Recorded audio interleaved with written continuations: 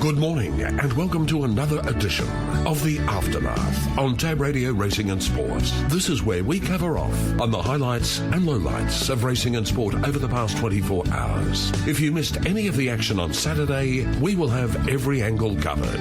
Keep the dial locked on Tab Radio Racing and Sport for another action-packed edition of The Aftermath. Yes, a very good morning, everyone. Welcome to The Aftermath. Alex Vlahos and David Shortte with you this morning. Very good morning to you, Shorty. How do we find you? Not too bad at all. Thank you. Good morning, Alex. To your good self, everyone up nice and early with us on this Sunday morning for The Aftermath. Also to Sofa, who's up and firing with us this morning. Good morning. Hope you're well after what was a fizzer of an AFL Grand Final. Enormous respect for Brisbane. They just looked fairly banged up, and a lot of their players were on the sidelines watching on that were probably part of their best 22, but there were just no excuses. They just found a way to be better than Geelong, and in the end it was very one-sided. A 47-point smacking. Brisbane, far too good for the Cats, who lived up to their names. They were like milk drinkers in that second half.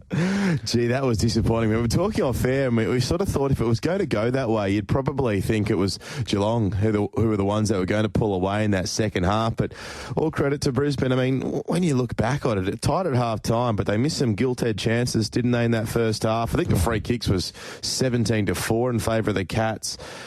Zach Bailey kicked 4 behinds in that first term, and you felt like Brisbane were on top despite the scoreboard showing that they were equal, and unbelievable scenes in that second half, and full credit to them. The loss of Danaher last year, injuries to key players throughout the season, the Neil concern, Josh Dunkley clearly playing far from fully fit, Jared Berry with the tragedy for him personally from the week before missing out on a medal, but full credit to the Brisbane Lions. What an organisation. Oh, big style. And just a no-excuse operation. Make no mistake about it. We turn up and we get the job done, and love the coaching style, obviously, of Fagan. He's like a fatherly figure to a lot of his players, and they just turn up and perform for him. They were absolutely magnificent. Credit to Brisbane. To Geelong, they'd had a great season, but they were far from their best on Grand Final day. It's a day that...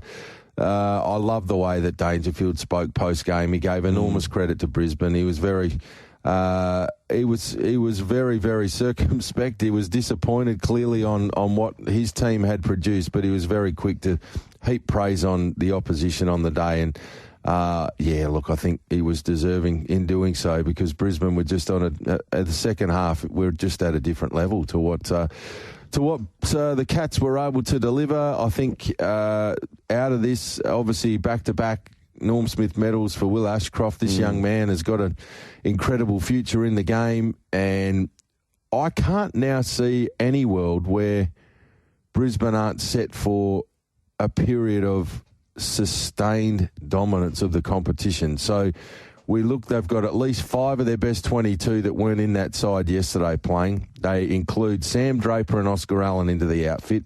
By all reports, they have 1 or 2 outstanding academy picks that will come into this lineup and make them better again. Guys like Levi and Will Ashcroft, Jasper Fletcher.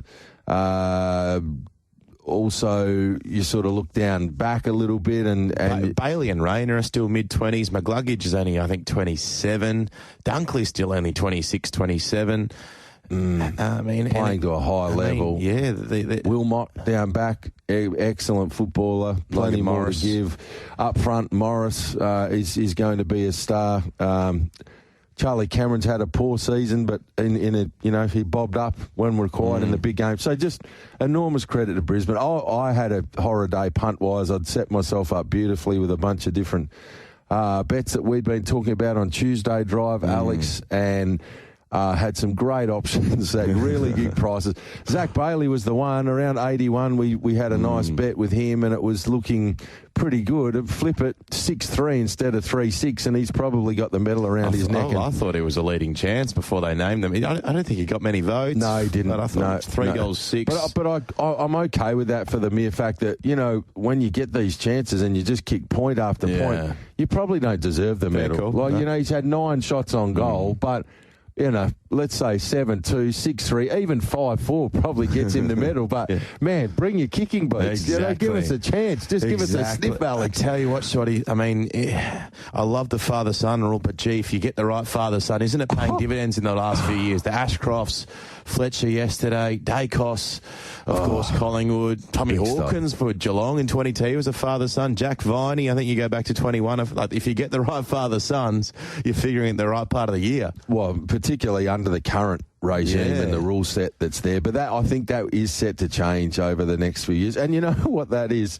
It's a hammer blow for the teams that haven't been exactly. there. Because it's not something that is structured, and a lot of this is just pure chance. Yeah, you might have a period where one dad throws 2 or 3 really good boys. They come through at the same time, and in years to come now, because they're going to change the rules, a club like St Kilda, who've been big against it, might have Rewalt pups come through that go bang bang bang, and I'm sorry, you have to pick 1, pick 4, and pick 10, and you have to basically not be in a draft for the next 5 years to get your hands on them. So you be careful what you wish for is the old adage, and sometimes these clubs that have jacked up over it, they might find themselves burping all over themselves in years to come when they've got young players from former stars of the football club that will be playing for other teams. So the funny thing is there's been a stack of father-sons in the last 10, 15, 20 years. I mean, you look at the list,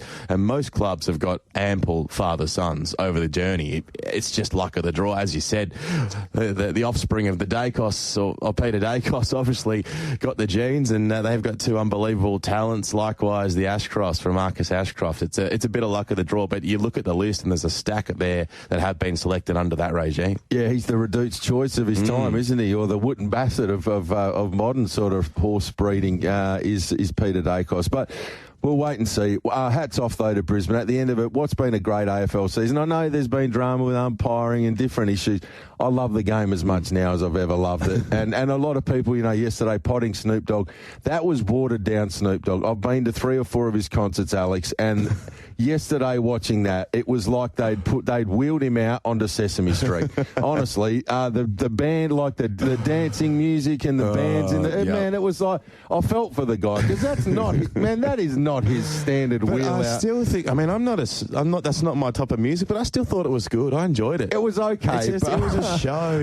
He's a showman, and he's an entertainer, and he brought a little bit of razzle dazzle. I'm not really subscribing to play local talent. Nah, I'd rather have the big acts. I'd rather have the big shows. Robbie Williams, Katy Perry, Snoop Dogg. It's great. It got eyes on the big event. And you had some local talent in there as well. Jess Malboy, Baker Boy, amongst others. Yeah. So. Look, I honestly thought Snoopy was watered down. Snoopy. It was honestly like it was a very, very small ad of cordial for our man Snoop Dogg. But anyway, I thought the event was special. We'll chat more with Brad Hardie about it, but we'd love to hear your thoughts. While the AFL's come to a close, there's lots more fizz left in the soda can when it comes to the NRL. There certainly is, and the only man we want to speak to when it comes to NRL is James Sullivan, and he's on the line now. It's, of course, is the second of the prelim finals being played today. Good afternoon, Sal. How are you? Good morning, Sal. I'm too used to drive. Good morning, Sal. How are you? Hello, Alex. Hello, Shorty. What an honour to talk to you blokes again, but this time in the morning. Indeed. How are we, lads? Going beautifully. Thank you, Sal, and great to be catching up with you. Well, we now know that the Storm are into the NRL Grand Final, and today it's time to find out if it's the Broncos or Panthers who will join them. Before we get into today's game, let's quickly recap all of the action there from Friday night. It was not the spectacle that maybe a lot of us were hoping for Friday night there, Sal, but it was a very workmanlike win from the Storm, who were able to eventually win 22-14 over the Sharkies, who kept on trying. They got a late try there, but for most of the game, the Storm put a little number on the board and then just kept the Sharkies at arm's length in that second half. Yeah, I think, as you said, 16-8 at half-time, Shorty, and they sort of got back, and I think we nailed it pretty well on Friday afternoon when we said I thought it'd go deep, and then just the class of 1 or 2 of this Melbourne Storm players, and then the cleverness. Harry Grant just caught the Sharks defenders napping. There was no markers there.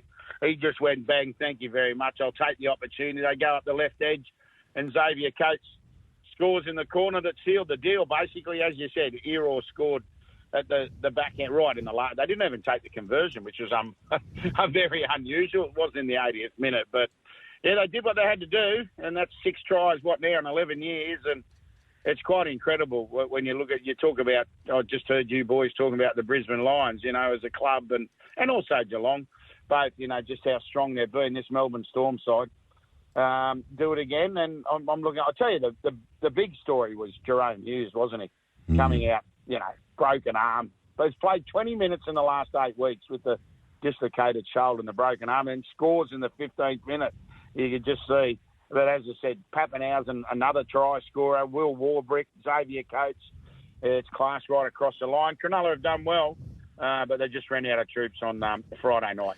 You look at the Storm, it's phenomenal. 2008, 2010, 6, 7, I don't do with that what you want. But if you look at pure finishing on the ladder, they haven't finished below 9th or in a double-digit position since 2002, the Storm. And they're just competing year after year, and they'll probably go into next week's grand final as favourites. Very quickly, so what did you make of the Sunday, Friday prelim finals? Is it a great advantage for the Storm on whoever wins today heading into next week? Massive. Absolutely massive. And in particular this time of the year. As we know, I think it's a joke. It's absolutely, I can guarantee you the Broncos and the Panthers think it's a joke as well. So, that's, to me, I'm still just flabbergasted why, why they couldn't have played last night. 8 o'clock kickoff, there's no interference with the AFL grand final. And, I know, at the end of the day, the amazing thing, both games are then played at night, aren't they? The NRL grand final's at night. I know we're going to get a wonderful spectacle today. Don't get me wrong. It's going to be brilliant up there at Suncorp Sun. There'll be points scored. We know that they'll throw it around, but yeah, it's one I think the NRL have got. They've let one go there.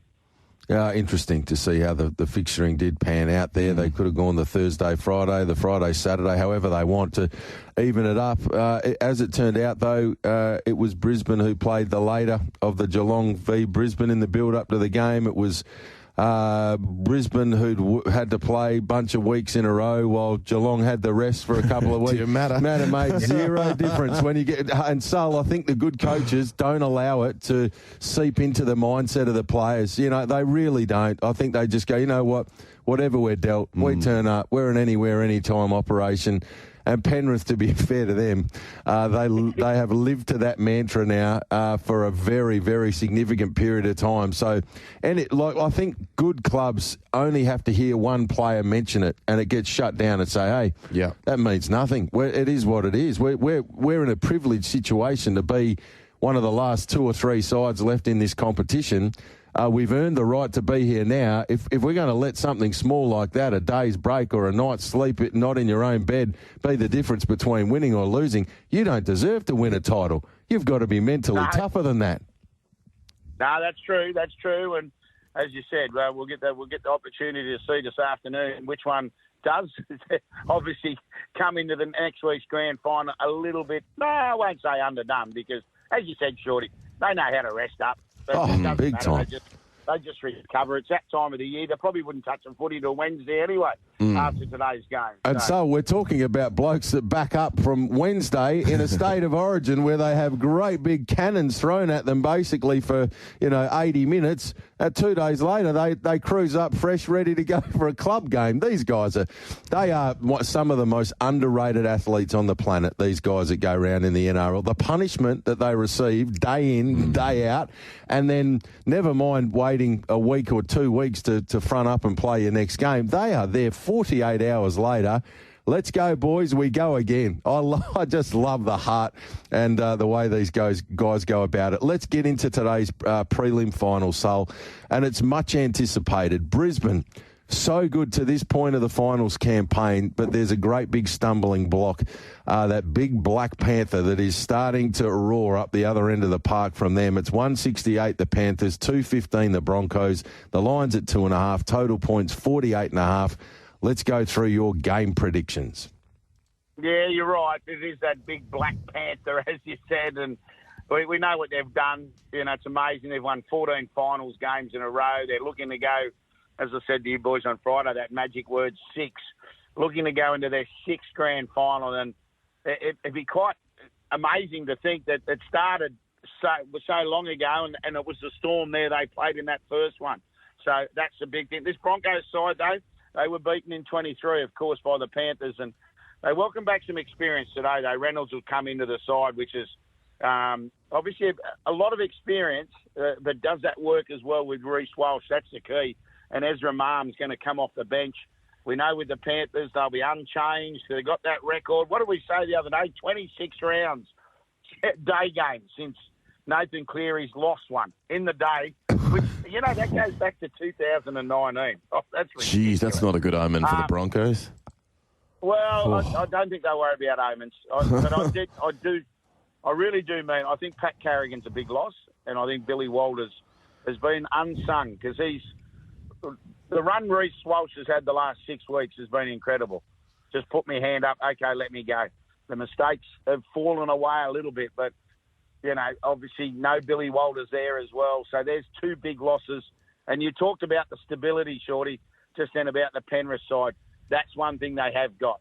If there's a little doubt, they'll roll forward. They'll just wait. They'll wait, and they'll go bang. But it's going to be a beauty. It's one of those games I will go for the Panthers. I think the Panthers can win. I don't think they'll blow them off the park. I think there'll be points scored.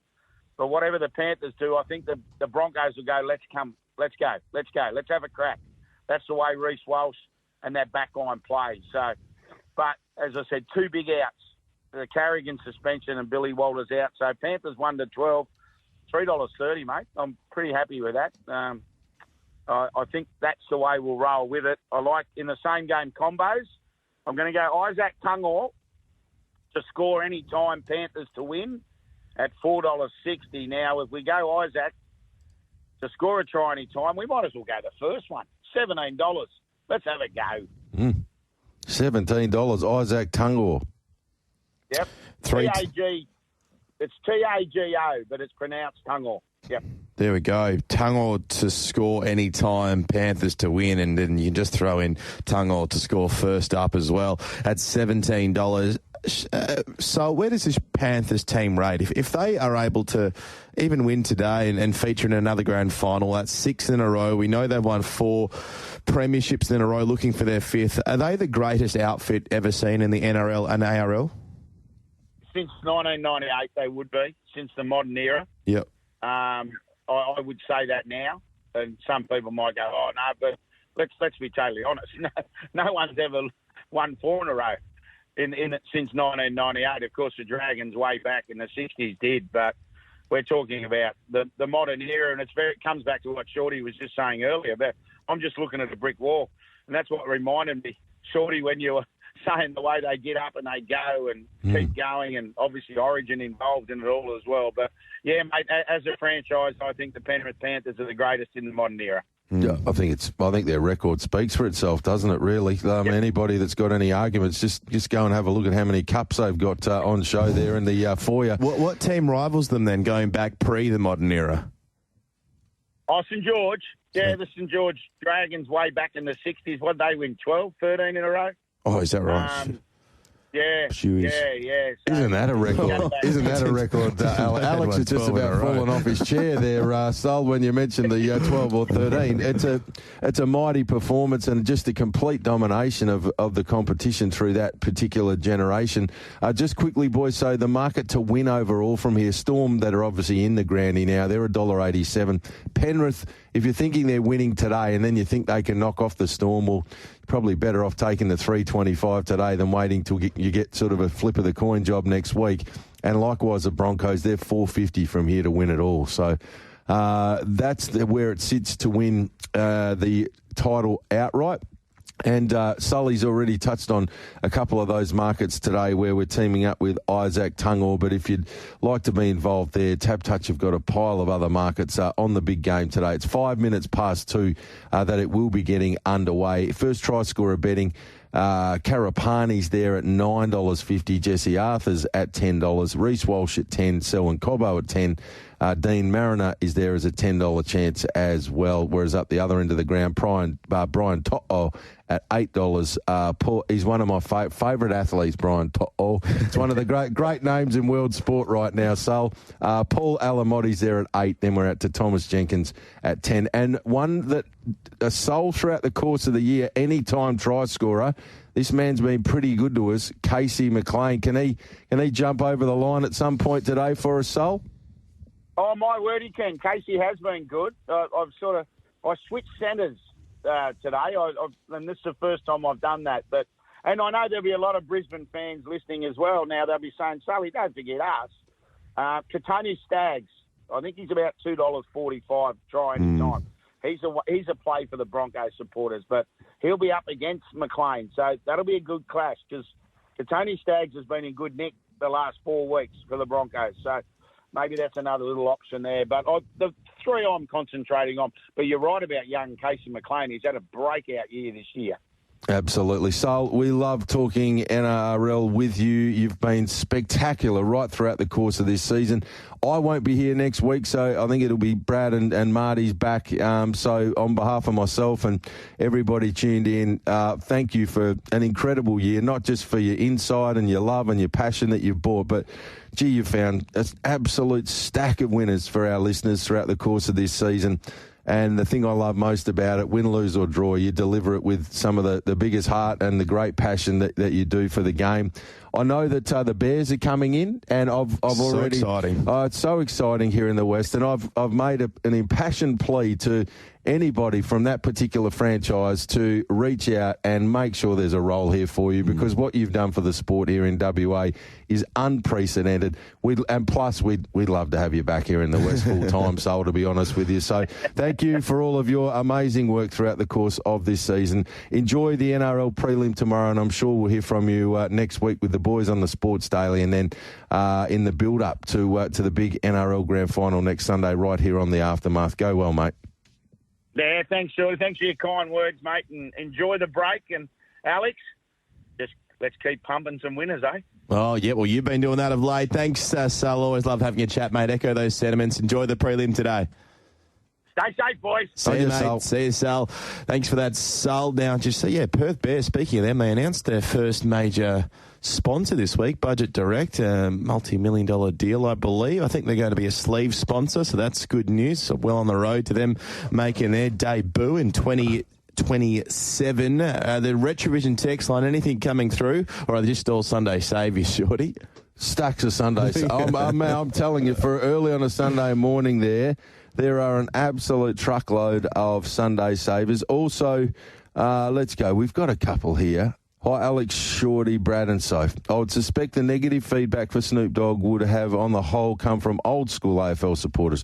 Fact of the matter is that the AFL is trending to become a multi-million-dollar business, if it isn't already, like the NFL in America, which always has drums, marching girls, flags waving, etc. So I would suspect that this will be the norm going forward. From Rusty Gates. Good on you, Rusty. Yeah, it is. Agree. It is something that is synonymous with US sport. And look, that was the theme they went with. It's not traditional Snoop Dogg. But you know what? You nailed it, Alex, where you said...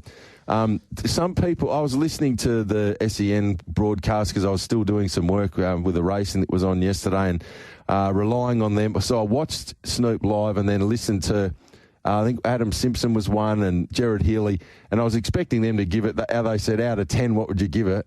And a couple of them went 8.5, 9. Oh, and I'm like, what? And they're like, that's not my music, but they actually were impressed by the presentation and the show. So I thought that was pretty cool. G'day, boys. I have a trivia question for you. Who in the 1960s played in 3 consecutive grand finals on the half-forward flank at Subiaco Oval in the Waffle? Well, Alex and I would have been about minus 15, and Alex probably would have been about minus 30 at the time. So that's one that you'll have to fill us in on, because it was a fair bit before our time on that one.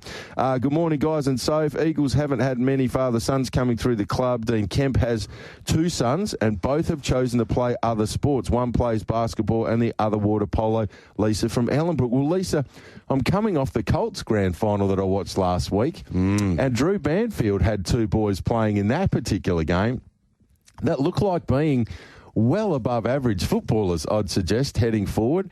And Cody Curtin played brother of Dan Curtin, who he's another name that will be familiar to many of our listeners. He looks the next generation of that family to be coming through. But certainly, if you're an Eagles fan, Banfield could be the family name that you don't want the father-son tampered with over the next little bit, because you could be the beneficiary of two very smart young footballers. Yeah, they've got Jake Waterman. Jake Waterman was a father's son, wasn't he? If he stays, absolutely. Yeah. If he stays healthy, of course he was. Yeah. If he stays healthy, next season to 4 seasons, he's ready to be a 50-plus goal scorer and a real key player for them heading forward. Absolutely. Thank you for the text, Lisa, Rusty Gates, and whoever said that one in the middle. Appreciate you getting involved. 0427 789 571 Retrovision text line number.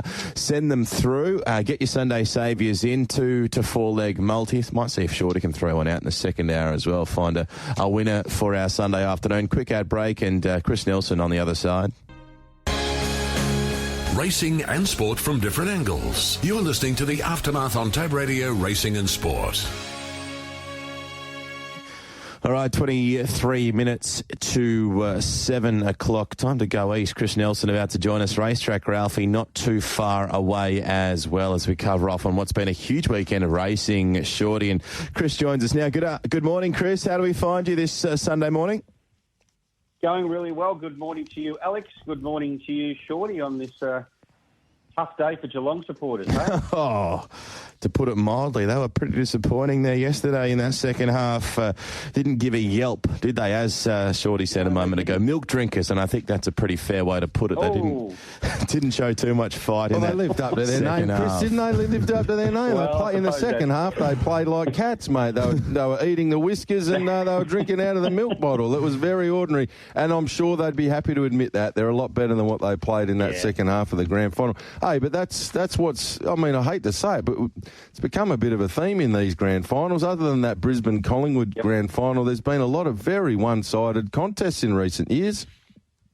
There has, and you wouldn't have thought that would be the case at half-time with the scores level. You would have thought we were in for a belter of a second half. But, a combination of Geelong not turning up for that second half and Brisbane just running riot, made it a one-act affair in the second half. So well done to Brisbane anyway, and geez, they're a bit of a powerhouse, aren't they? That's 2 in a row. We're going to cover off on Rosehill and Toowoomba with you, Chris. I was in here yesterday afternoon covering the races, and I tell you what, I was impressed by the crowd and atmosphere at Toowoomba.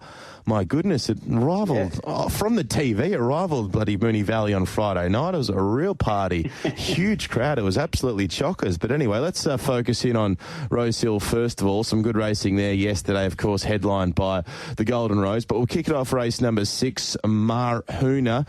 Got given the lovely trip by Tommy Berry and got over the top of, Acacia was coming home well late, and also Beedman was the one that was just paddling over the concluding stages. This was a nice race and pretty expensive gallopers in this event. Marhoona's now won 3 of 4, and of course, nearly $3.5 million in the kitty after that Golden Slipper win back in March. Yeah, and very, very impressive winning. I thought the margin wasn't great. I mean, we had 1.15 lengths between the first 6 horses, but I love the way that Marhoona dug deep there. Had the gun run, couldn't agree more with you there, Alex, and cruised up at the 300-metre mark, but had a lot of fitter horses around her. So she was always going to be a little bit vulnerable there, apart from Beedman, who was also first up. But I thought she was really good, and she dug in when she needed to, and she'll gain plenty of fitness benefit out of that, and she'll head towards the Roman Consul, then into the Coolmore, according to Michael Friedman. Beedman, the more I look at that win at the Gold Coast, that was the big query. It was on a very, very bottomless, heavy track that day when he romped in. He had every chance yesterday. The way that race was run, it suited the on-paces, and he led. So he had his chance. Yes, he'll strip fitter, but next time out might be a bit of an acid test for him. Best of the closers was probably Farnicle, making ground from the back. As I said, ran 6 feet and 1.15. But I think the Golden Slipper winner's come back well, and I think we'll see more of her winning down the track. Indeed. And I did quite like the run of the runner-up, Acacia. I think she's a nice filly heading forward. Yeah, agree. She was good at Flemington down the straight last time out, and she's backed that up with another good run here. So out of those two, Snowden stablemate Shorty, she might be the better of the two. Well, the punters nailed it here in race number 7, the Group 2 Golden Pendant. Manal defeating Gerringong and Firestorm. They were the top 3 in betting, and they've run 1, 2, 3. Yeah, again, not a lot of margin between the top 5 this time, only 1.8 lengths, and they didn't go hard once again in this race, and Manal had the right run. She was flushed out at about the 600-metre mark when some runs came from the back of the field. So it probably went a little bit earlier than Tommy Berry would have wanted to, but she too dug deep. And I like the way she pulled clear late. That last 50 metres or so, she was getting away from the opposition. Gerringong, every possible chance in front, just probably doesn't see out a strong 1,400 metres. Firestorm ran on quite well, but is impossible to catch. And Snow in May, every possible chance there in the box seat. She one mare that was in this race, Scarlet Oak, who we were singing the praises of. I know I was, going back about a season and a half. She was beaten 12 lengths, pulled up with cardiac arrhythmia, was an $81 shot. She's really gone off the boil. But Manal, you would think, will probably keep on winning. What about this Golden Rose? I mean, Bivoct found the front for Hieronymus. They really walked, didn't go too quickly, didn't seem so anyway to the naked eye, and left them for dead up the home running. What did you make of the winner and the ones in behind? Well, I would agree with you on face value, Alex, but they've run a track record in this race. They broke the track record, so they've done it both ends. And if you break down the times, if these times are correct, she's real. This horse has really run along in the first half of the race and then backed it up and powered away from them in the straight. So it was an outstanding win. I don't know where it came from. It was very consistent, but obviously was beaten comfortably by Tempted last time out, who ran home over the top. So I'd like to see this horse do it again, but on what we saw yesterday, it was an outstanding win. So we'll see where it goes next. Wodenton trailed the leader, every chance. Tempted, a little bit flatter, obviously, couldn't make ground, but nothing really made any ground. Skyhook sat 3 wide, no cover on that decent speed. So, yeah, all honours with the winner. The others, I don't know what to do with them because they probably all performed less than their best, but maybe that's all they're allowed to do. So all honours with Bivoct. I can't quite get the name right, but anyway, I'll leave it up to you, Alex. You got it right. Never gave them a look, to be fair. Roll to the top. No. Just said from that point on, everything else was under the bat. Turning for home, there was only one horse you wanted to be on. I wasn't on it either, Chris. So it was one of those situations where you get your hand, you put it to your head and say, when's race 9 on? But that was what it was on the day. On to race number 9, the race we're talking of. And J-Mac to the 4 here aboard Waterford, defeating Rise at Dawn, who was very popular with the punters, was left in, and Osipenko back in third. Yeah, no, this one was a sprint home. They ran a very quick sectional the last 600 metres, and Waterford had the lovely run on the fence. Peeled off just prior to the home turn. J-Mac just pounced on them in the straight, and Waterford just powered away from them. Far too strong. Rise at Dawn, every possible chance up on the lead, you would have thought. Osipenko ran on well. NCAP ran on well, but NCAP is wearing way too thin and blew the start, gave itself no chance. But the sort of horse that can win a race at a decent price and then put in a couple of poor ones. That was probably about it. Faulkner Park sat up on the speed and capitulated in the straight, but it'll be fitter for the run. So all honours with the ride and the winner, Waterford. All right, let's go north to Toowoomba. As I said, I really enjoyed watching this meeting last night. We'll start with their most famous race, the Wheatwood, and Tavs absolutely brained them. Angela Jones said post-race, now she's a Group 1 winning rider, that was the most fun race I've ever been involved in. So she clearly had a good time, and the horse showed a fantastic turn of foot. What did you make of the feature, the Wheatwood race 8 at Toowoomba last night? Well, it's always helpful when you've got experience at Toowoomba. It's a funny sort of track. It's a quirky track with an uphill run, and if you've won there or you've raced well there, it's always a bit of a plus. Now, Tavs is trained by the Currys. Well, Mark Curry's the trainer, and he trains at Toowoomba. So Tavs has had plenty of experience there. Off the map, backed into favouritism, and absolutely powered away. And we talk about track records. Well, here's another one. They broke the track record, or Tavs did, winning the Wheatwood by almost 5 lengths. So sat back probably better than midfield, just off the fence, but then Ange Jones was able to cut the corner, and when she cut the ribbons at about the 200-metre mark, he just powered away from them. So I think we've got to keep following him, Tabs, wherever he goes. I would think he'll remain in Queensland. Natuno, every possible chance in the run, just stalked the leaders in third spot, produced at the right time by Ryan Maloney, but no match whatsoever. Shara of Goma was sound. The rest of them really struggled. So you'd have to say all honours with Tabs and the ride from Angela Jones. He just gets better each week. All right, race number 7 was the Toowoomba Cup, and it was Walsh Bay, Too Good, Damien Thornton in the saddle, defeating the Caboche and Nick Spur. What are we doing with Queen Air heading forward now, Chris? She sat wide all the way, Shorty. She never, ever got in at any stage. She drew gate 12 of 14, and poor old Ange, this time around, she just couldn't get in. So she basically faced the breeze most of the race. So we have to forgive her, Queen Air. That run just put the line through it completely. Walsh Bay absolutely flying, building the picket fence. They keep stepping this horse up in distance and class, and he just keeps on winning. So no knock there. Caboche was honest. Nick Spur ran on late, and we mentioned Queen Air there. So all honours with the winner. And in the last, he might be getting a bit of time on the sidelines, Justin Huxtable, but Kryptolini looks a really smart type again for Mark Curry, but 2 from 2. He looked to do a bit wrong, but looks to have a future. Is that fair? Well, yeah. Yeah, it only raced once, as you mentioned there, Alex, and that was in a maiden at Toowoomba recently. And look, won the maiden convincingly, but not impressively by any means. Comes out and beats these 2 Gollum fillies, Foreign Press and Impervious, and beats them comfortably. So, yeah, maybe there's a future there for Kryptolini. The other 2 had their chance, Foreign Press and Impervious. That's pretty much all you can say, but that Toowoomba experience probably a big help there once again. All right, Chris, so black bookers around the ground. Who are the black bookers for us to take to the bank over the next few weeks? Not a great deal yesterday. I think things just probably pretty much went to plan. That first race at Rose Hill, which was a midway, Mary Diana the winner and V12, who ran third, was very, very unlucky. The winner's classy. The third horse should have probably won. Tabs we keep following out of that Wheatwood race 8 at Toowoomba, and not a follow, but a definite forgive for Queen Air out of the Cup. Oh, beautifully done. Chris, appreciate your time as always. We'll hear from you with the boys on the Sports Daily, and I'll have a whiskey sour for you up there in downtown Leggy. And have a couple, Shorty, not just one. All right, I'll do that. Good on you, Chris. Great catching up this morning. Hey, have you got anything for us? Anything to have a bet on today on this Sunday? Yeah, Sunny Coast today. Race 1, number 3, Arabian Rose. Race 3, number 8, Lucci, off a really good trial. And race 6, number 2, Sir Winnie. Should all run well. Beautiful. Appreciate your time, Chris. Have a great Sunday. Thanks, guys. Cheers. Thanks, Chris. Chris Nelson there. We'll take a break. Racetrack Ralphy on the other side.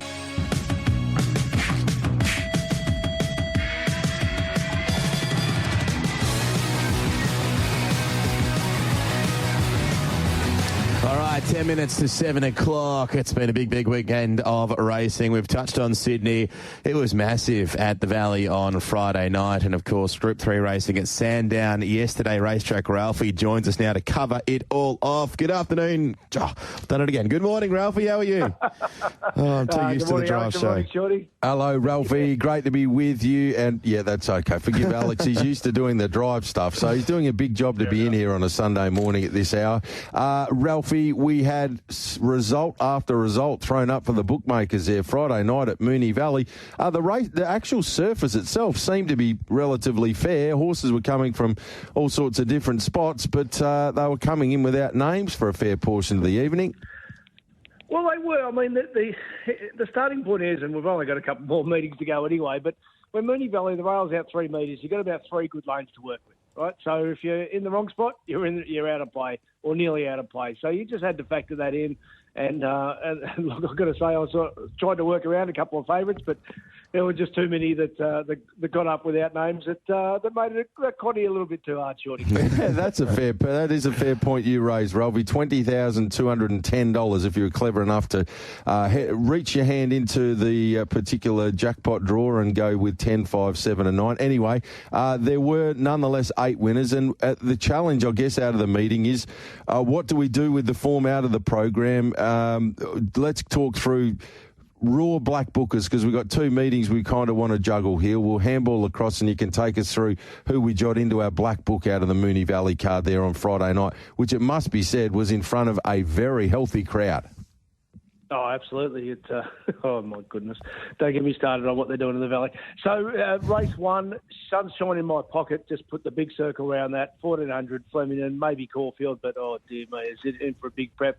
Second best last 400 of the night, best last 200 of the night, got Vince Cardi's figures through. Charcoals is just rock hard fitting in the zone. The second race there, not a lot to report there, although Baduri was okay and probably one of the only winners to have made significant ground. I do want to say about the Stud Stakes in race 4, though. Now, what did your correspondent, who did you have on from Sydney with Baywak? Chris Nelson. Chris Nelson, who knows his stuff.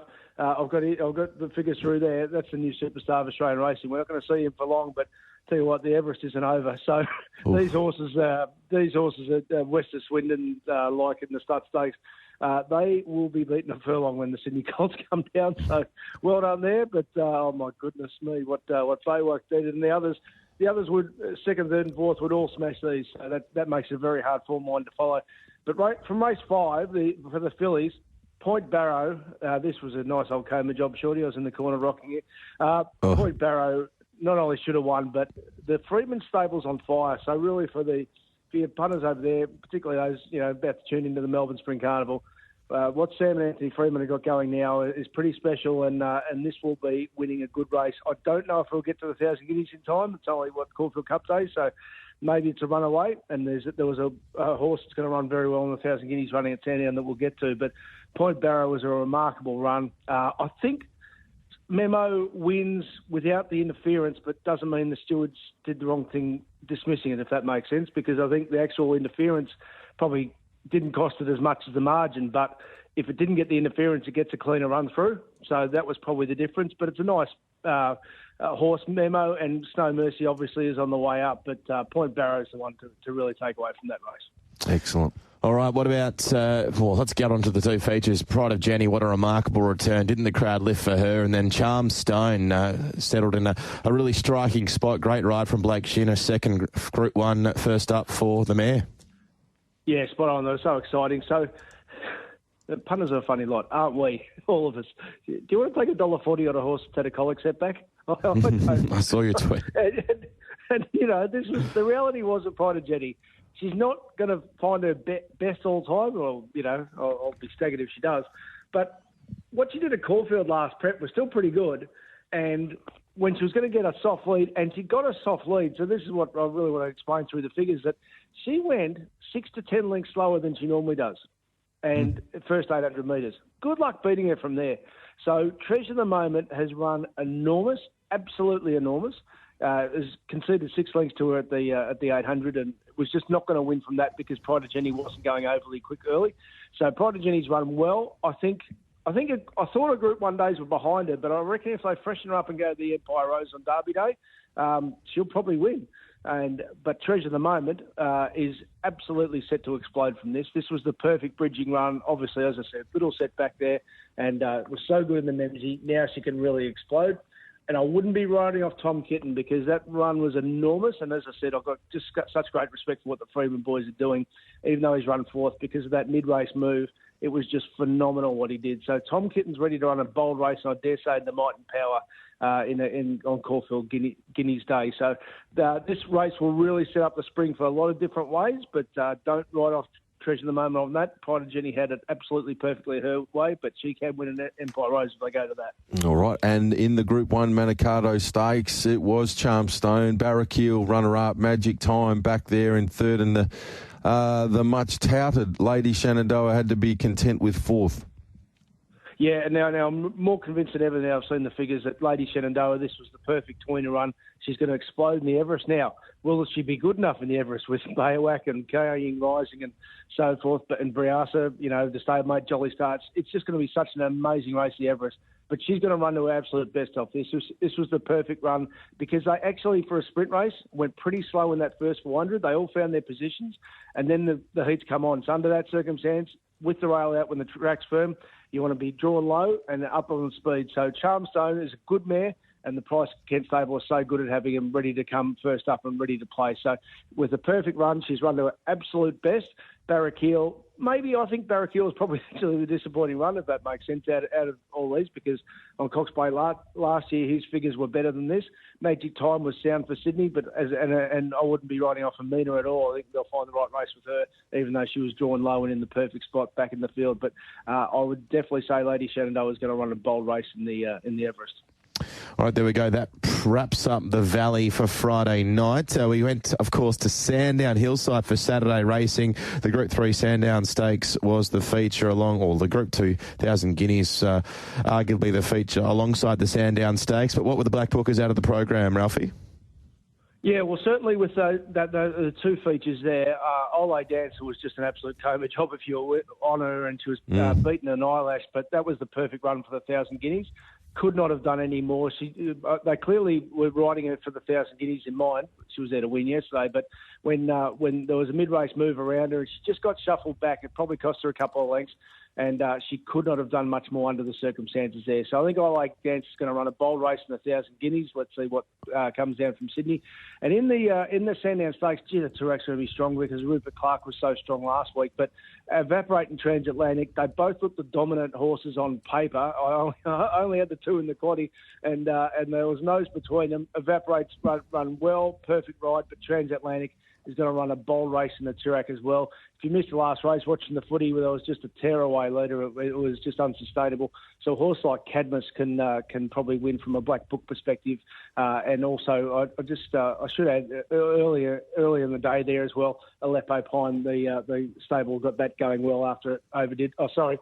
And to finish with, though, the best Black Book of the weekend, King Zephyr.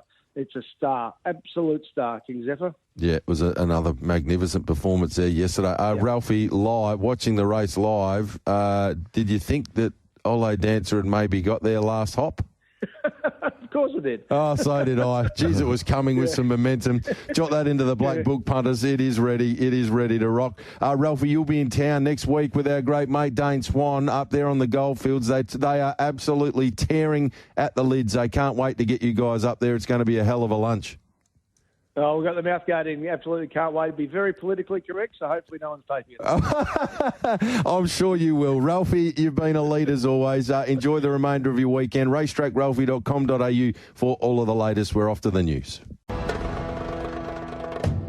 On the Aftermath, it's time to introduce the 1985 Brownlow medalist from the Footscray Football Club, Brad Hardie.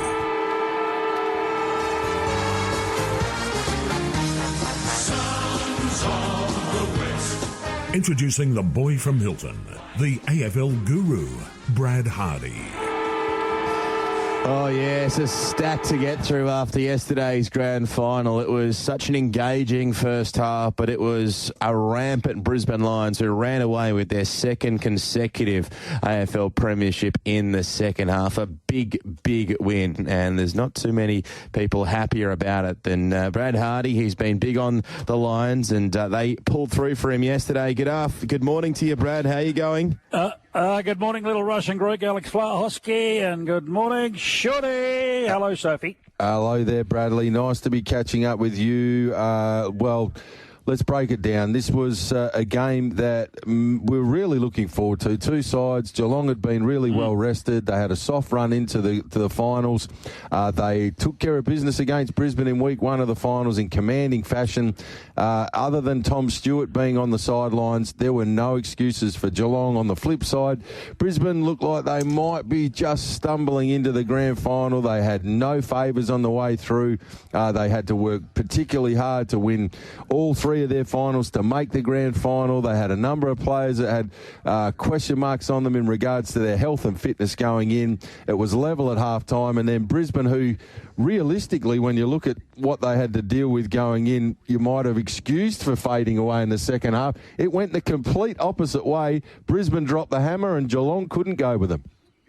Yeah, unbelievable. And, it was let's cut to the chase, boys. Brisbane was simply too resilient, too good, and too tough. Didn't they put up the white flag, the Cats? Oh, my God. And, I've been on for a while, Shorty, as you know, and I keep telling the listeners that this team is the best.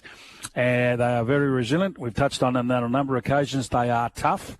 And the other thing is you never write them off. They are just a superb, super team. And how good are they going to be? Every time a team wins the flag, Alex, they talk about dynasties. Well, this back-to-back, to win, going to 3 grand finals is a unique effort in itself. To win 2 of them and look at the age profile of some of these kids, Shorty, coming through yesterday. They had 6 debutants of their own at grand finals, including Gardner and Oscar McInerney, who didn't get to play last year, Alex. And that's where the Cats had 10 or 11 themselves. There was no chance. Lawson Humphries was brilliant, so well done. Let's get that out of the way straight away. I thought he was very cool, calm and collected. Oh, but a few of them, they were very, very jittery. And you're right, Shorty. They were banged up, Brisbane. There's no doubt about that. But, geez, they overcome it. I mean, Rayner had a groin going into the game and was very quiet in the first half. But his tackling in the second half, when he upended Blixarves here in the last quarter, like, wow. This is the sort of thing. Dunkley had syndesmosis and should probably have never played. Lockie Neal had to come off one game in 8 weeks. Just to mention a few, it was a phenomenal performance, and I was always confident they could win it. I love the psyche of the game, Shorty, and I didn't like what I saw from the Cats during the week. Of course, we're in Victoria, we're in Melbourne, so of course they're going to concentrate on the Cats. Chris Scott was going to be the greatest coach of all time, Alex. I heard during the week, Sam DeConnick, he's saying, he's going, I can't wait to celebrate with my best friend Oliver Dempsey after we win on Saturday. Hang on, champ, you haven't played yet. Then you had Dangerfield on Friday at the march trying to be a funny bugger, smart ass, with Chris Fagan. All of these sort of things. It all came back to roost really, really badly. And you're right, Shorty, in your summary of the game. It was perfect. But what about this? I mean, when you think about it, good on them. They did show up. It was a fantastic arm wrestle for the first half. I felt the momentum was going Brisbane's way at half-time, Alex. Now, the 13-minute mark in the third quarter, Holmes kicks a goal and Geelong lead by a point. Brisbane rattle on the next 15 of 16 scores, including 10 goals, and Brisbane lead by 53. That is a shellacking. It is, yeah. It's one-way traffic, and it really highlights the momentum in current day football. When a side gets momentum, it can be awfully hard to try and stop them when they get up and running. Couple of points, Bradley. I'm generally very reserved in regards to trying to forecast teams to be dominant for a period of time. However, when you look at this Brisbane outfit, missing from this side yesterday, Noah Answorth, Jared Berry, Kitty Coleman, Eric Hipwood, Tom Doday, Jack Payne. They are recruiting in the off-season. Sam Draper and Oscar Allen. They've got 2 Gun Academy picks that are likely to come through the door. And the age profile that you just touched on, Will Ashcroft, back-to-back Norm Smith medals. His brother Levi's only going to get better. Jasper Fletcher is only going to get better as time goes on within this particular lineup. Down back, Darcy Wilmot is a potential star in the making for years to come. Oh, he is. They've got and then you flip to the other end of the ground, and you know for a fact that with a little bit more time to come in the coming years, that guys like Logan Morris are only going to get better with more opportunities under his belt, and late in the season as well, they've unearthed another young fellow in Ty Gallup that looks to be well above average. So the future's very bright at Brisbane. And you even add on before we go to you, Brad, like McGluggage is 27, Zach Bailey's only 25, Cam Rayner's about 25, Harris Andrews, I think, is 28, Dunkley's 27, 28. So they're not sort of early 30s. They've still got 3 or 4 years at the very least of prime football, Brad. Spot on, Alex. And look, they think they have to ward off. There's 2 things that can stop them. They're going to try and get rated, no doubt, because how do you keep nourishing all of these kids and the salary cap, et cetera, and 2, the hunger. Will it remain? I mean, it's when it starts all bright-eyed and bushy-tailed, it's never easy to maintain that level, if you know what I'm saying. And as you say, but the one thing I liked about it, we spoke to young Will Ashcroft after the game, the Norm Smith medalist, and deservedly so. But he can't wait to get back into it. He said they just want to go again. And I mean, I know there's a lot of emotion at that stage of the game when you've won and when you've lost, and of course they're contrasting emotions. But yeah, they just want to get back stuck into it. And what a story, that Ashcroft family. That was brilliant. 27 games, and I'm going to give it not even a drive-by. This is going to be a flat-out smack in the mouth.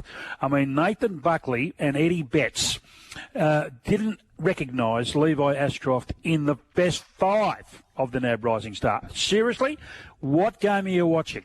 What game are you watching?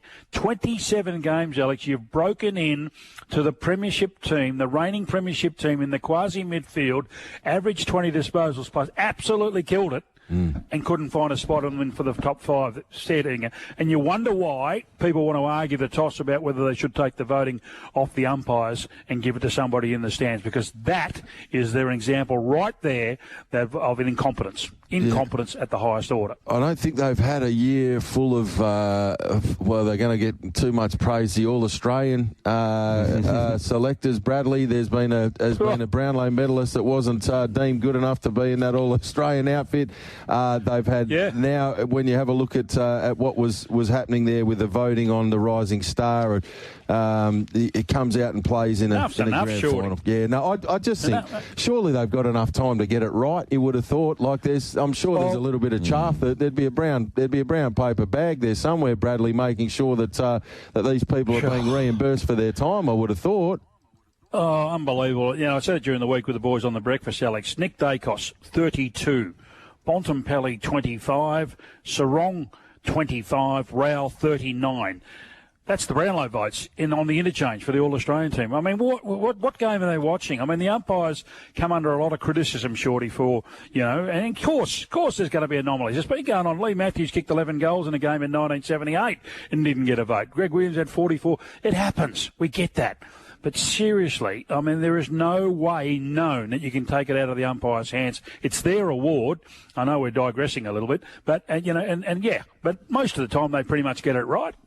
That's the unique part of it, Brad. It's part of our history. It's like the Melbourne Cup when you hear people trying to shut it down. You go, hang on, it's part of the fabric of this nation. Cut it out. The umpires are going to get the odd one wrong. But the challenge of trying to find the Brownlow medal winner each year is getting inside of the brain of an umpire and saying, well, what have they seen? Where are they positioned on the ground? What sort of feedback are they getting from players? That's all part of finding the Brownlow. And we've got dozens of other awards Australia-wide where media pundits sit down and break it down. Leave the Brownlow alone. It is what it is. We know there's going to be the odd anomaly, but that's part of Australian AFL. And you're a winner of it, Bradley. I'm sure you would hate the actual award itself. I mean, you're entitled to have a position on it, unlike most people in the country.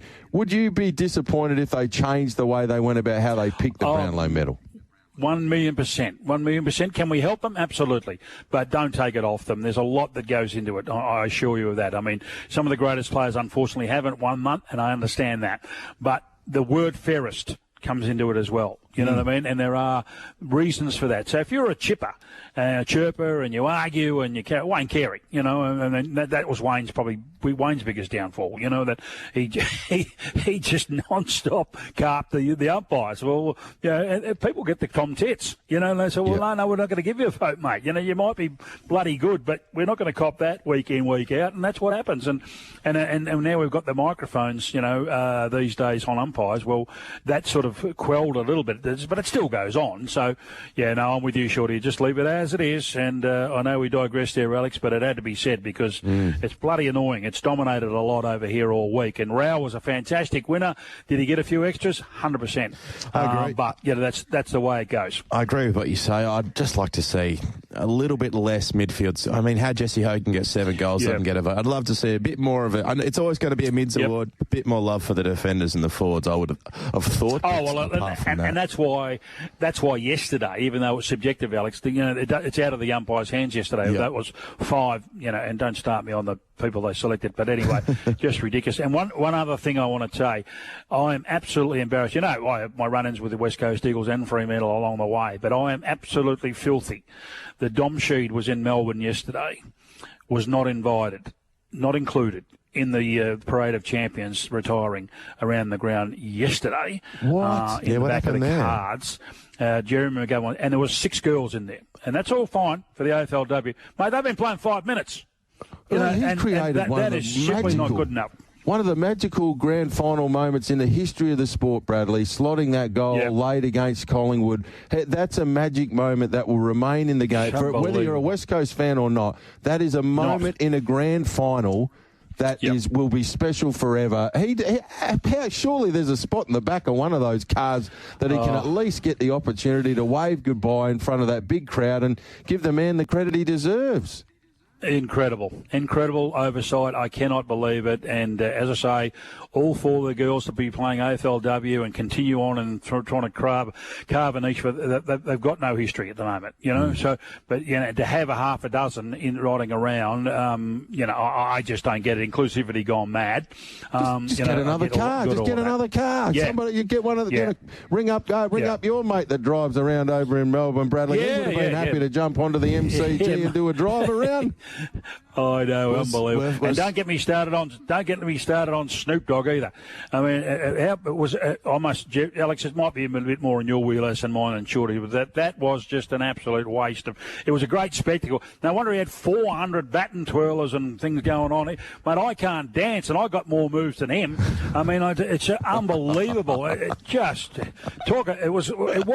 meatloaf, but it wasn't far off. Oh, Brad, you're clearly not a big rap on Snoop Dogg. I thought it added a little bit different, but that's all right. I did like the fact that it got plenty of eyeballs from an international perspective, and the social media following he's got did put some extra eyeballs on it, but each to their own when it comes to that entertainment. Brad, a couple of things I'd love to touch on. Now that the AFL Grand Final is done, we really do focus. It almost, to be fair, I've been a little frustrated how much it's encroached on the final series itself, the trade period. It is getting more and more important for clubs. I mean, particularly when we just talked about what Brisbane have got on the sidelines coming back, plus who they've already got coming to their club, and the next year's academy activity. For everybody that's below Brisbane and Geelong right now, they need to look at what's going on and go, well, they're getting 2, 4, 6, 8 players that are going to make them better next year.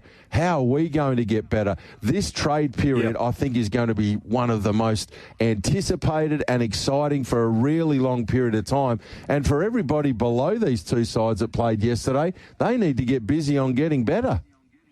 Yeah, no, 100% Shorty. And look, it's getting messy in a number of sections, obviously with Curnow and Merritt and a few of these. And I reckon it's, look, I was convinced a week ago, Alex, that I thought Wilkie wouldn't be coming out of St Kilda. I'm not so sure now, Shorty. His management group have reached out to the Dogs again. I think they reckon they met on Friday. So we'll keep an eye on that one. So, yeah, when these big money deals start rolling out, Wanganeen, Miller, DeConning, etc., Oscar Allen up to Brisbane on front-ended contract, etc., etc., you don't reckon it doesn't rattle the cages in clubs. You know what I mean? So there's got to be collateral damage somewhere. And Wilkie. And now put yourself in Wilkie's position here. They want him to be captain next year. They speak effusively of him. How he's been an All-Australian. He's been a ripping player. Now he's on about 650. They bring Silvani in at 5 at 900. You can't begrudge Wilkie of all players if he's getting offered 1.1 at the Dogs, or he's on 650 and prepared to go up less than Lika Leah at. And that's the one that would be a real kidney punch. That'd be the kidney punch, wouldn't it? Lika Leah, who's not even getting a regular game interstate. Can't play. We're $300,000 a year more than what you're getting as the big dog, the figurehead of the football club. Oh, you'd be headbutting on your way out, wouldn't you? Saying that's enough for me, boys. Thank you. Yeah. As I said, I'm pretty sure the Dogs have thought, we'll fire one over the bow and we'll go 1.1 times 4 with a view to increasing if there's any interest. And they thought, no luck, Your Honour. We'll move on. All of a sudden the phone rings. Hello. So this is where we're going to. That's what I think it'll happen with Curnow. I think it'll happen with Merritt. I know the posturing that's being done by Carlton and Essendon and the like. It's amazing. And what about yesterday? There's no chance. Look, I'll tell you, there's no chance of Curnow getting to the Gold Coast because they want Jed Walter. Jed Walter just happened to win the 100-metre sprint yesterday. Unbelievable. If you don't mind. I mean, not that matters, but they rate him really, really highly up there. And, King may go back to St Kilda at the end of next year, but they are very keen on Reid, Jed Walter, Farah, coming through, to try and keep that going. Of course, you want to, if you can add to it, but not at any expense. So, that's an interesting one there. So, and now the big issue, and we'll talk about it tomorrow as well, is the fact, if we're on. The bottom line is that, what do you do with Starcevic now? I mean, terrific dual premiership player, another knock to the head yesterday. out of West Coast's hands, out of Brisbane's hands, out of Brandon's hands. Now, that's 5. You're getting pretty close to the edge now, aren't you, when you talk about it? The AFL will put it to a committee. They decide. It's not really whether West Coast Brandon or the Lions decide. It's whether, he can. Of course, he wants to come home. Of course, he'd love to get a 6-year deal at West Coast Eagles. But we're scaling close to the edge at the moment, so that's one to watch. Archie looks like he will be coming home by the sound of it. He's had a 4-year on the table from Adelaide, so I think that prompted West Coast to get busy. And West Coast need these type of players, Alex. It's simple as that. I mean, to get two double premiership players in the door would be fantastic. But as I say, they have to have a really, really bit of a watch. And the reason I'll tell you that, because, Brandon's had 5 head knocks now, and that's a lot. He's on the cusp. Brayshaw from Melbourne, remember when Maynard ran into him, Shorty, a few years ago? Yes. He had I can reliably tell you, he had a scan, and he had 3 lesions on the brain in October of that year. By February, he had 9. Oh, my goodness. And played a game. So this is what you've got to worry about. This is, and people can bang on about Tom Stewart not playing yesterday.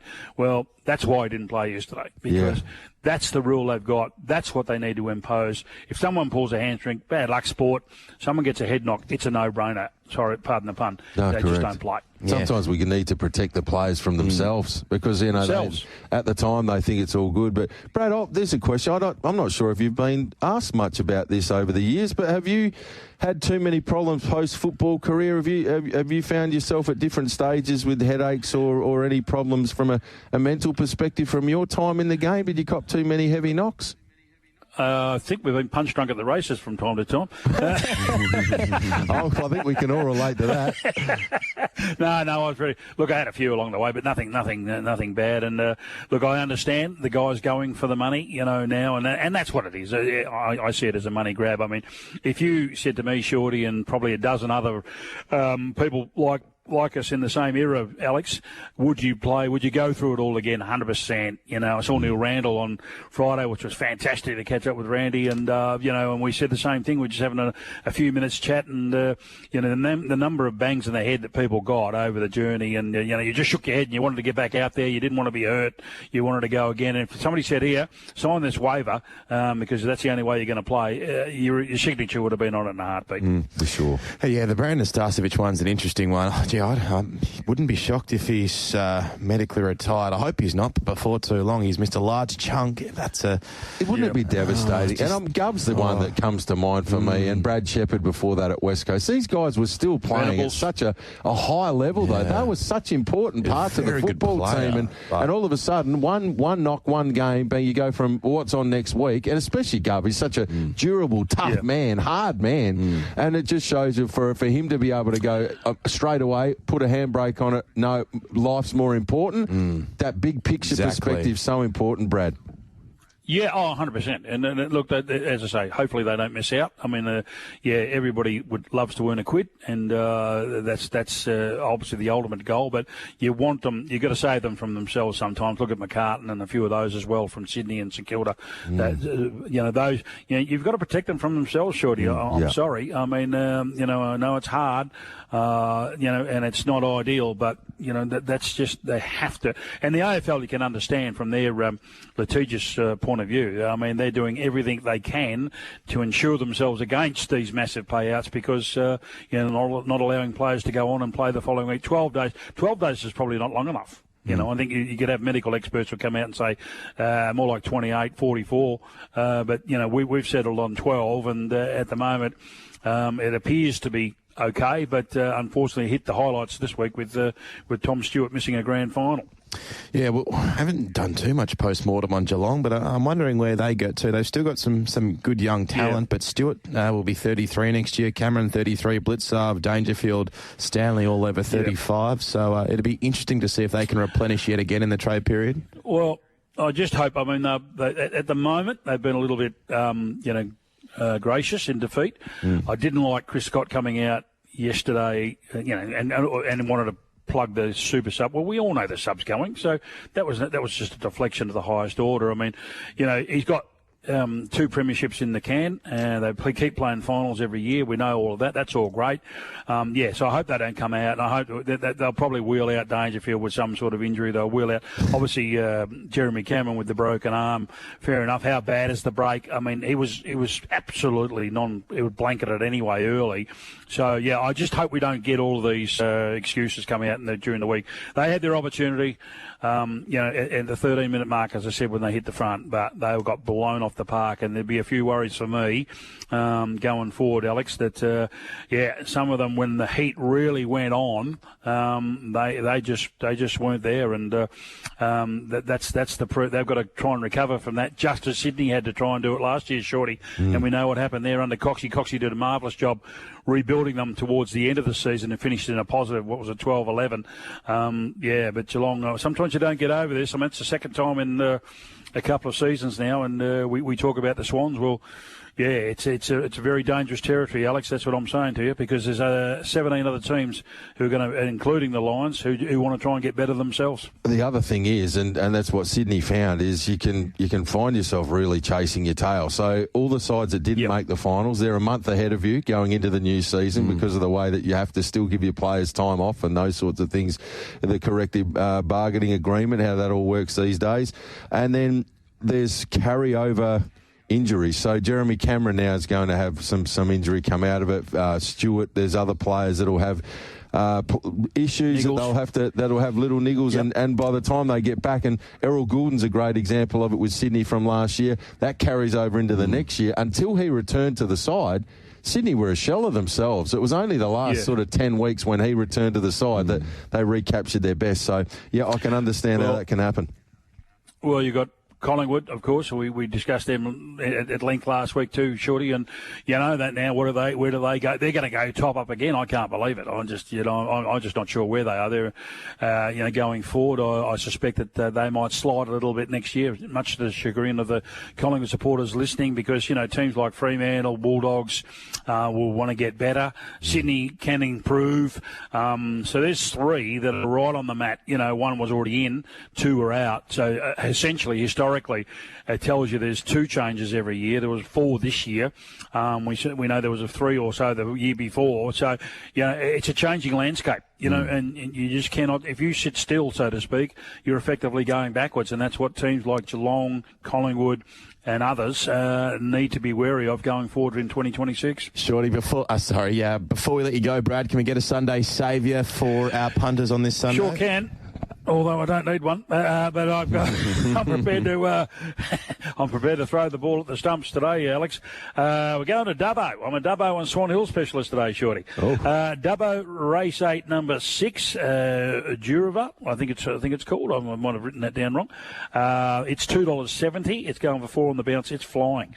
Race 9, number 4 at Dubbo is Crystal Clear for the Archibald Camp, $2.80. And down to Swan Hill. Keep an eye on this one, Alex. A mate of mine's got a share, and I saw him at the 7-Eleven this morning getting a coffee and a paper. Very much a spring in his step.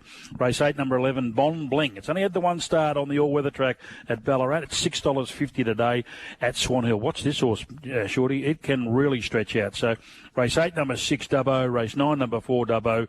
Race 8, number 11, Swan Hill. Roll them all together, $49.20. What? If you don't mind, umpire. What? Well, you'd think those sort of prices would be your birthday if they arrive. And my co-host this morning, Bradley, it is his birthday. Alex Vlahos. Happy birthday, Alex Vlahos. Happy birthday to you, Alex. Thanks, boys. I appreciate that. Well, hopefully that can land. That will make the day a lot better. Thanks for your time, Brad. Enjoy the rest of your weekend. And who are we doing it for, Bradley? Who are we doing it for? Don't forget my man, Frankie. Mords.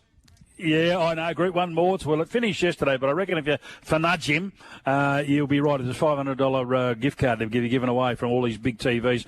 How would you like to be watching the races coming up on a big TV? Why wouldn't you? Hisense, LG, all of those. We've got the Nude Nut, 1-800-100-100. Alex, he can do things the banks can't. And don't forget my man, Frankie Lee at Ross's Auctions. He's a champion. Great stuff, Brad.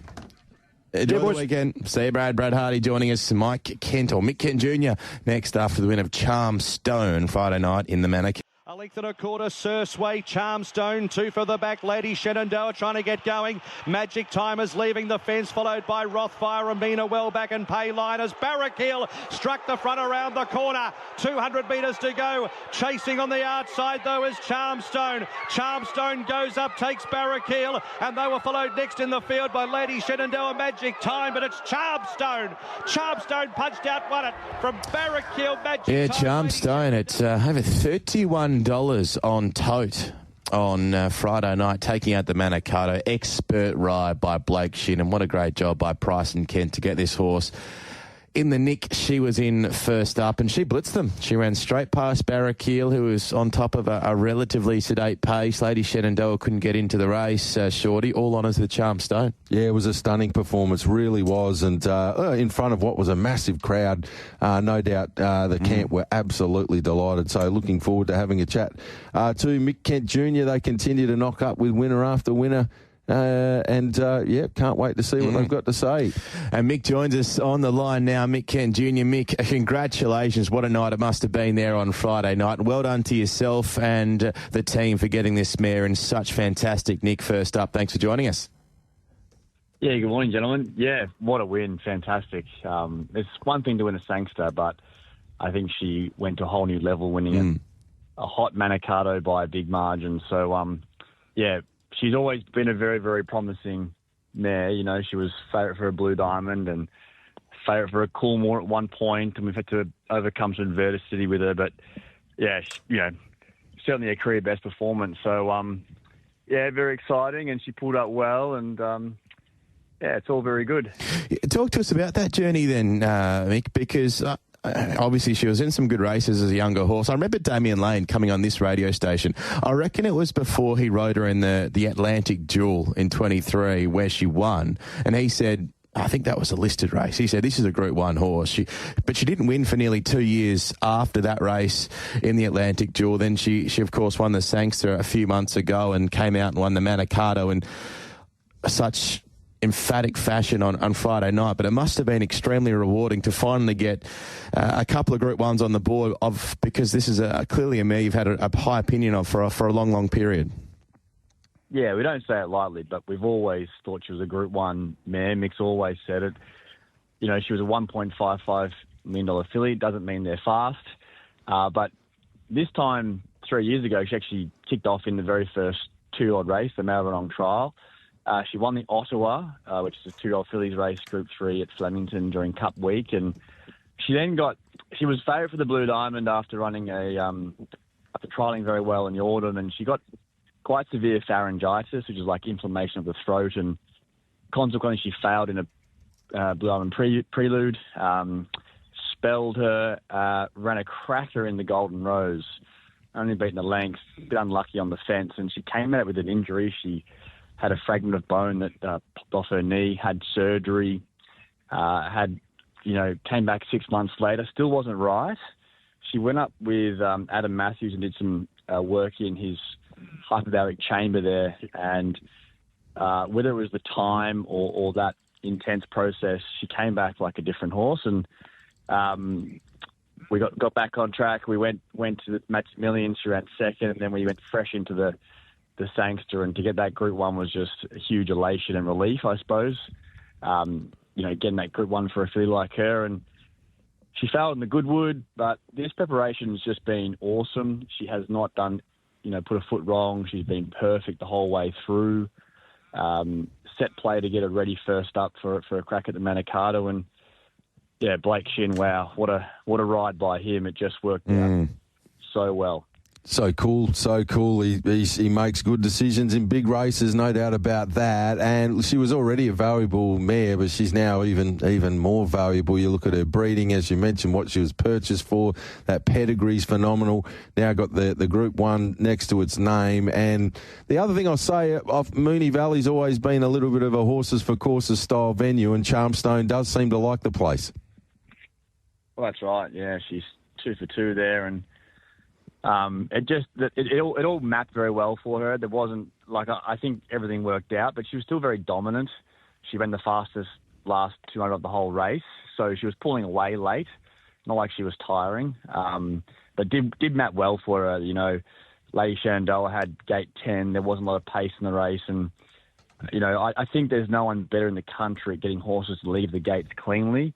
This mare's typically settled midfield or rear of, like she came from last in the Sangster, but that was key to the race, in my opinion. Blake got her out so well, had a third the fence, and then when Sursway gave way, she didn't break stride to get to the outside of the leading pair, and yeah, it was very, very strong late. What do you look to now with a horse like this, Mick? She's clearly beaten a very good field. Okay, she got the perfect run, but she was dominant on Friday night. I mean, has there been any kind of interest from an Everest point of view over 3 weeks, which would probably suit the horse? Not a horse you want to go 1, maybe 2 weeks into her next run. Is that something you anticipate you might get interest in from slot holders, or is there another race you're targeting? But I believe Seamus had one message from there's only 3 slots left. Yeah. And one message just asking, what are your plans? We just want to enjoy the weekend, and it's really going to be, you know, I know it's a cliche, but how she tells, you know, comes through the run and what she tells us. So that's going to be a really big ask, but it's obviously a big carrot. You know, you got 3 weeks between runs is okay, but it's going to be a huge race. The race we really want to win with this preparation is the Champion Sprint, which is 6 weeks between runs. That's on the last day of the Flemington Carnival. $3 million, 1,200 Group 1. She goes well down the straight as well. So whether we, you know, to be decided, that there's potentially, if you didn't get into the Everest, there is a race on the same card at Randwick, the Sydney Stakes, which is $2 million, 1,200 metre weight for age, Group 3. There is a McEwen as a bit of a stepping stone, which is a Group 2 on Cox Plate Day. So we'll just have a think and ultimately let the horse tell us. It's a beautiful situation you find yourself in, though, with some wonderful options. I mean, you speak some of the prize money in those races that you're talking about. It's at the absolute top end, and you're dealing with a horse that's now happy and confident, and there's a lot of good things in the upcoming future, no doubt about that. Another horse that looks just about ready to win, Globe, finished runner-up there yesterday at Sandown on the hillside. Surely a win's not too far away for Globe. Yeah. I wanted him to win so badly. My wife's in it, all my friends, and we're there, and it's frustrating to watch. Like everyone knows he's a mad leader, a bit like Pride of Jenny, and hard to cross. I don't know. It beat us 2 starts ago, camping behind us, and for some reason they're eyeballing us for most of the race. Then took over, and then didn't slow down, just kept going fast. So Globe was pestered, so to speak, and the horse sitting just off us got him in the last stride. Frustrating, but there's a lot of talk about, you know, his, you know, Group 1 ratings, or so-called Group 1 ratings at his first preparation, and I don't doubt that, but the thing that people need to realise is they were on wet tracks. I think the horse can win a Group 1, but they were on heavy tracks, and we haven't seen one when he's been right for such a long time. You know, getting on good 3s is okay, he pulls up sound, but if this horse, he's fit now. He's battle hardened off 3 hard runs. If we can get a rain affected track, they won't catch him, in my opinion. Nice. That's a good insight for the listeners this morning. So if you missed out yesterday on one of those, we just popped Globe in and popped next to its name in that black book, heavy. Chips in. And we'll go right in hard. Find one. Any rain in Perth, boys? Or no, there's not. We've had a wet winter, but things have dried up and got warm again over here. That's we're probably on a path now for more hot, dry weather, I'd suggest, over on this neck of the woods. Speaking of which, are there any potential runners for our upcoming Pinnacles Carnival that you may consider bringing across to the West Coast as we get towards Carnival time, Mick? Yeah, well, Globe would suit some of those races over there. And the other one that we spoke about this week is possibly Reserve Bank. So he obviously won the Goodwood. Very untapped colt, still on their way up. He is kicking off later on this spring. So timing-wise, it'd be very good for him for a Winterbottom, potentially. There we go. The Goodwood winner. Kicks off on Cox Plate. Yeah, potentially. So But no, we'd like to get over there. We've got the catalogue, your brochure on the desk in the office, and there's some fantastic races and big prize money. So we'll try and get a couple there if we can. We'd love to have you over here. You've got a few runners. You've got a stack of upcoming acceptances and entrants. Have you got a few in today? I'm just getting it up here. Mick, have you got any runners going around today? This Racing Australia site's a bit average this morning. Yeah, that's right. No, we've got 3 today. There we go. The best is in the last, Gigging Back. She's a progressive Ocean Park mare that just got beat flashing home last time. She won impressively to start prior. We're going to 2,000 metres for the first time, which she'll love. She gets down to 54 kilos. Just needs luck from barrier 1, and she looks very hard to beat. There's Gigging Back, race number 8 for Bo Mertens. Will Golden Path go around to the Might and Power, or where do we see him next? Yeah, it's been a talking point. Myself personally and the owners really like the idea of going to the Caulfield Cup, just trying to convince Pricey.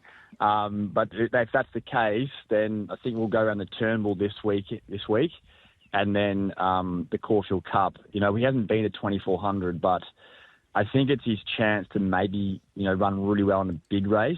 We don't know if he can win a Might and Power.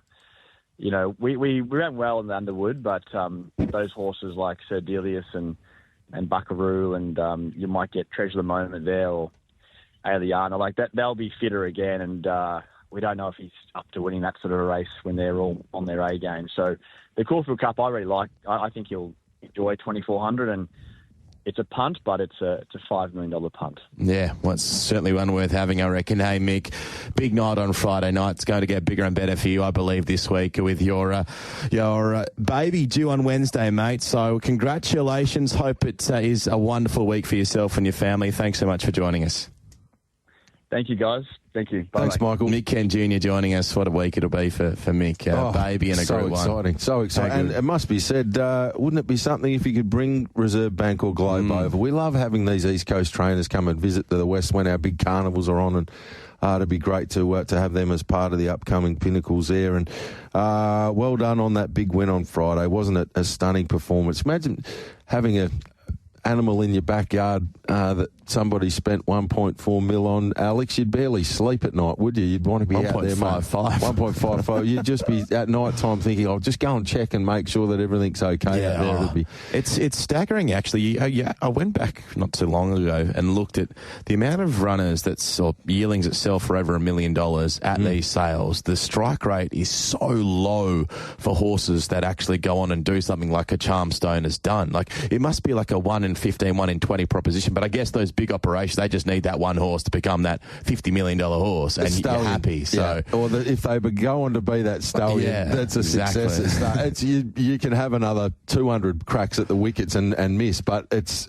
easier said than done finding that one that goes on to be the star. So there's a lot of pressure that's attached to it. We don't often talk about that, but there is. Can you have it too much over here? The enormous pressure that would be, attached to being involved with those sorts of, stallions and also even mares. Fillies and mares that come into some of these stables. Well done. And what a great fellow he is as well. It must be said. Absolutely. His dad's been a wonderful trainer for such a long period of time, but keeps it really low key. And here's his boy, who's such a natural media talent and obviously very talented trainer in his own right. But the way he represents their stable is absolutely a distinction each time you hear the young man speak. So good with us over here. About to turn our attention to greyhound racing. Anything through in the Retrovision text line, Shorty, before we do get to last night at Cannington? Indeed, yeah.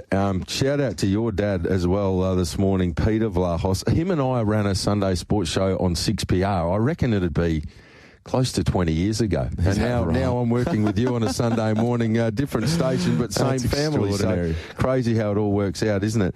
Morning, Shorty, Alex, Brad, Sophie, Wallabies couldn't shake off the Hoodoos, went down to the All Blacks. Cats were very disappointing in the second half. There were about 12 players, including Dangerfield, who were down from the week before. That's a good point. I'll put my hand up. I was expecting Dangerfield to have a huge game. I'd barely seen a better game of football than what he delivered the week before. Well done to Chris Fagan. I'm with you on this one. I love what he has done with his football club, and the love and care that he puts into his players is really special. So well done to Chris Fagan in Brisbane. Great coaching by Fags to bring Lockie Neal I questioned Lockie Neal coming on as a sub when he did, but they knew what they were doing. He had an impact, huge. and he was massive. I think that was the game changer. Josh Dunkley apparently played with a grade 3 syndesmosis. He's going in for a shoulder reconstruction and maybe ankle surgery. Brad there have been murmur. Starcevic didn't get subbed on with concussion, so that was, we did touch on that with Brad. The Saints have tabled a 5-year deal for Sam Flanders in the vicinity of $4.5 million. Have they got on board with Cotton on? Well done to the Wildcats win over New Zealand.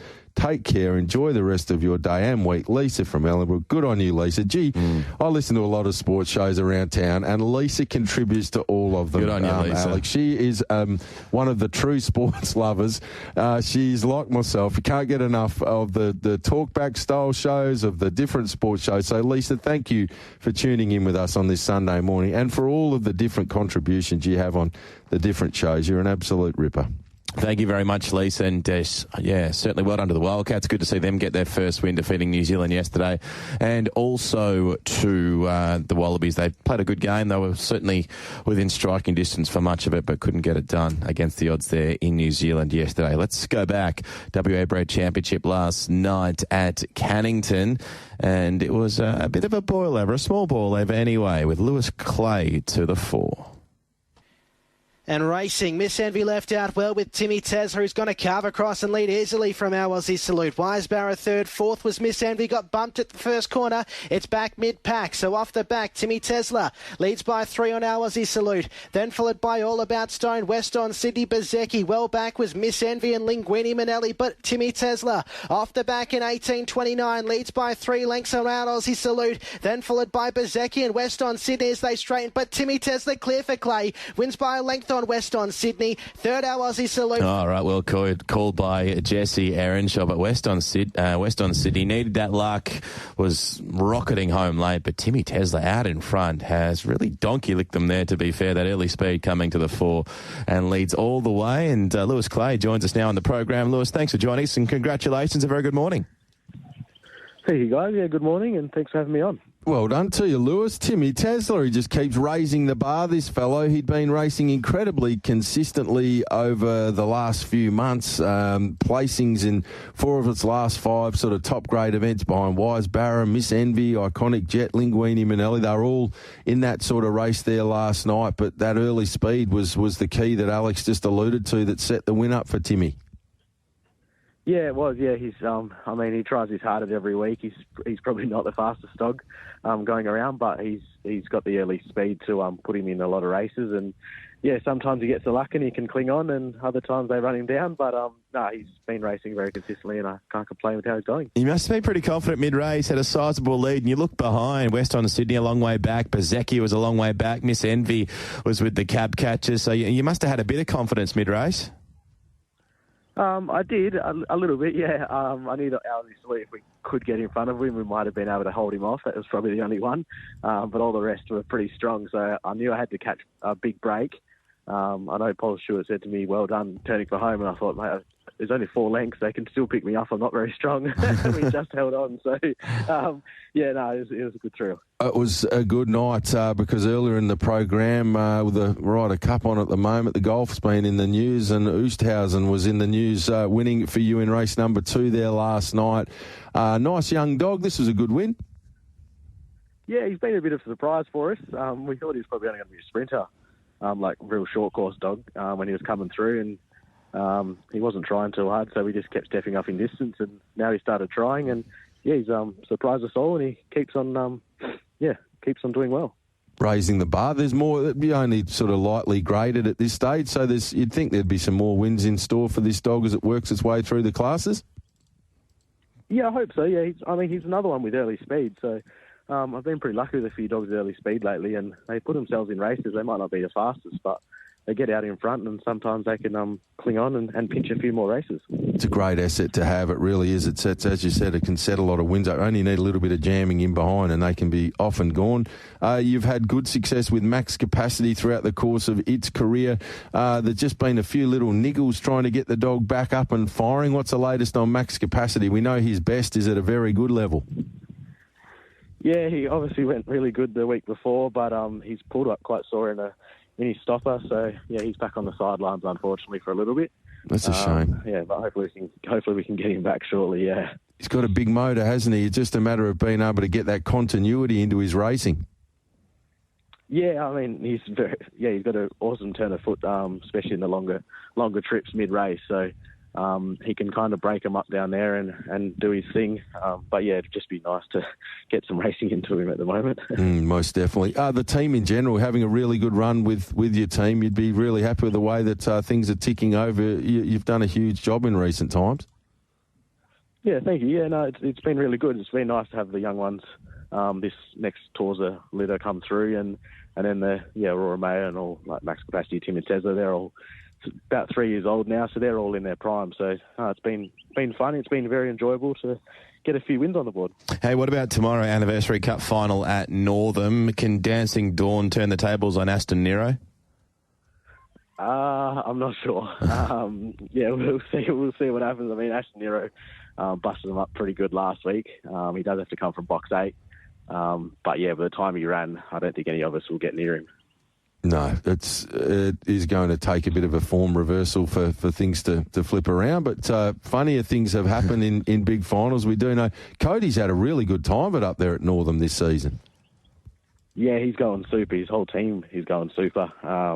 So yeah, he's pretty much the king of Northern up there, I think. So he should go quite well tomorrow. Absolutely. Anything else of note from your team that the punters can maybe have something on over the upcoming week of chasing there, Lewis? I think on Wednesday I've got a couple in box 1. Can you tell me quality trial quite well on Wednesday, and then probably Divot in race 10 as well. He returned in quite good fashion on Wednesday. Love it. Wonderful catching up with you, Lewis. Congratulations on the success last night there at Cannington. Good luck in the Anniversary Cup, and we'll team up with your Red Runners there on Wednesday night out at Cannington. Enjoy your Sunday, mate. Thanks for having me on. There we have it. Lewis Clay with us. Fine young man. He's a ripper fella. Absolutely. He was a big golf man as a junior, family linked to the sport, Alex, and he's taken over and done a wonderful job in the training ranks. To your good self, enjoy the remainder of your birthday, you young fellow, whippersnapper. And I'm off for a little patch now, so one of my great mates, I want to wish him a very happy 50th birthday. It's big Adam Calginari, the sloppy slusher, so we'll go up and celebrate him up in Bali, and look forward to being back in about a week and a half's time. That's his nickname, the sloppy slusher. Indeed, yeah. It doesn't mind a sip, it must be said. Good on you, Alex. Enjoy it, Shorty. Have a ripper Sunday, mate. Thanks for that. Time for the news.